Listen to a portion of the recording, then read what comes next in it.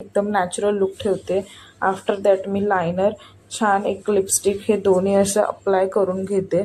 Because एक mirror असल्यामुळे थोडंसं मला शूट करण्यासाठी अनकम्फर्टेबल होत होतं. सो या, आणि लिपस्टिक पण माझी लावून झालेली आहे. आफ्टर दॅट मी पटकन अशी साडी वेअर करून घेते माझ्या मावशीकडून. बॅकग्राऊंडला जी माझी मावशी दिसते तीच साडी वेअर करत होती आमच्या सगळ्यांना. आणि मी फटाफट अशी ज्वेलरी वेअर केली. ज्वेलरीमध्ये मी एक छान असा मोतींचा चोकर वेअर केला आणि हे जे इयरिंग्स आहेत ते वेअर केले.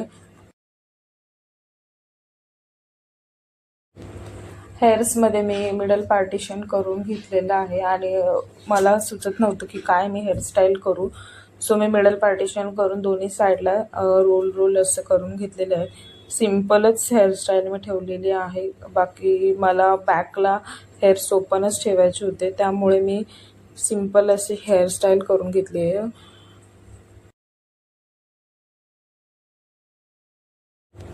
हे बघू शकता तुम्ही, असे काही मी दोन साईडला रोल केलेले आहेत. आणि आफ्टर दॅट मला हेअर चेन घालायची होती. सो मी ही हेअर चेन वेअर केलेली आहे. सिम्पल आणि नॅचरलच लुक ठेवण्याचा मी प्रयत्न केलेला आहे, जास्त काही एक्स्ट्रा केलेलं नाही आहे.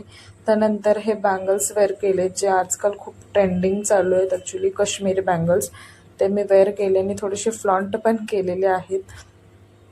सो त्यानंतर टिकली म्हणजे की चंद्रकोर मी अप्लाय करते. अशा ट्रेडिशनल लुकवरती चंद्रकोर जास्त सूट करतो, इवन दो डायमंडचे टिकलीज. सो इथे मी माझ्या बहिणीला बोलवून घेतलेलं आहे. मला थोडीशी हेल्प हवी होती गजरा वेअर करण्यासाठी. आणि एक फन फॅक्ट की मी सगळा मेकअप केला, पण मी काजळ आणि मस्कारा हे दोन गोष्टी विसरून गेलेले. सो एंडिंगला मी ते दोन्ही अप्लाय करून घेतलेलं आहे. हे बघा. So this is my final look. तुम्ही पुढे बघा माझं ट्रान्सफॉर्मेशन.